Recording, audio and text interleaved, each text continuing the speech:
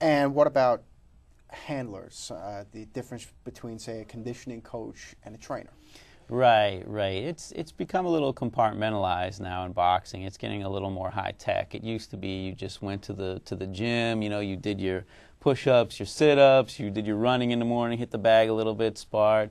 You know, now, you know, it's gone high tech, you know, with a lot of weight training and interval training and just, you know, working, you know, specifically working on muscles that boxers use. So oftentimes the world-class boxers, the ones who want an edge, employ a strength and conditioning coach that is for boxing, you know, specializes in conditioning boxers. And you still have your traditional boxing coaches who are going to teach you the moves and you know, how to make your way in the ring and that sort of thing. But yeah, you kind of need both these days. And there can be differences in the financial arrangements depending on who you're dealing with. Right. The standard, the course and dealing in boxing, generally trainers get 10% of the purse. And conditioning coaches, it varies because they're somewhat new to the sport. I mean, I've seen it as high as 5% and as low as like 1%. So, you know, that can vary. Generally, with trainers, unlike managers, the rules and regulations of states they heavily regulate managers and what can be in a contract between a fighter and a manager. Trainers, I've yet to see any rules and regulations governing a contractual relationship between a trainer and a fighter. And as far as I have yet to see a trainer who has a contract with a fighter. It's generally an at-will relationship. Mm-hmm.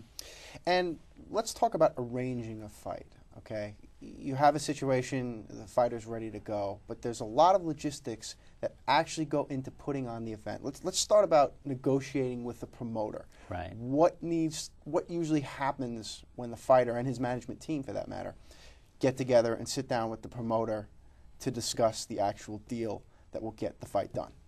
Right. I mean, when you're putting on a boxing event, I mean, there are a lot of things that have to get done, and generally the role of the promoter is to find the venue, and engage the fighters, have his matchmaker, employ a matchmaker who will put together the fights, get those fights approved by the athletic commission, and also the promoter has to arrange for insurance, has to arrange for the officials at ringside, the doctors at ringside. And if there's going to be television covering it, they have to do the television contract and so on. So it's a lot of work on the promoter's end. The fighter comes into this, and depending on where they are in the card, if they're like just starting out and they're fighting a 4-round fight, then you don't have much leverage. I mean, and you're not going to get paid. It's maybe a couple $1,000s for Makes that. sense. Right. Depending on the level of the fight, too. If it's on television, there's a lot more money involved. If it's just a local show at the Hammerstein Ballroom, a fighter may only get, for a main event between, $8,000 and $12,000. It's not a lot of money. But, the management team comes in and you're trying, to squeeze every penny you can out of the fight, whether it's a big fight or a small fight. And you're negotiating with the promoter and depending on your record and the level of opponent and how many tickets you're going to sell and the venue. I mean, there's a lot of variables that go into the negotiation. I'd like you at this time to discuss some more of the implications of the Muhammad Ali Act as it relates to the promoters, because I know this was a big piece of legislation that really lays the groundwork for the relationship between the promoter and the fighter and his management team. Right. Yeah, the Ali Act, which John McCain actually really was a big sponsor of and pushed through. There's a number of areas it covers. I think it's been most effective in dealing with two areas. One was coercive contracts, where promoters, oftentimes when a fighter would fight on their card, if they weren't signed to that promoter would force them, in order to get the opportunity to fight on the card, to sign a contract where they'd sign away, their career. Like they'd, have to sign for 4 or 5 years an exclusive contract with that promoter. Mm-hmm. The Ali Act limited that to just 1 year. You can only take options. If a promoter is going to require you to sign with him to be on this card, you can only take 1 year's worth of options, and that's for the good of the sport, and that's worked out. That's something that's that's been complied with for the most part by all promoters. Also, number one contenders in the sport no longer have to give 5 years of options either. They don't have to give any options to get a title shot. They're the number one contender, and by law, by federal law now, promoters are not allowed to take any options on them. So the Ali Act has succeeded in those areas. In some other areas, like to me, the biggest gray area is disclosures, what are called Ali Act disclosures. A promoter, in the course of negotiating the purse with the fighter, is supposed to disclose all of the revenues, at least either estimate or any revenue that they're going to get from the fight.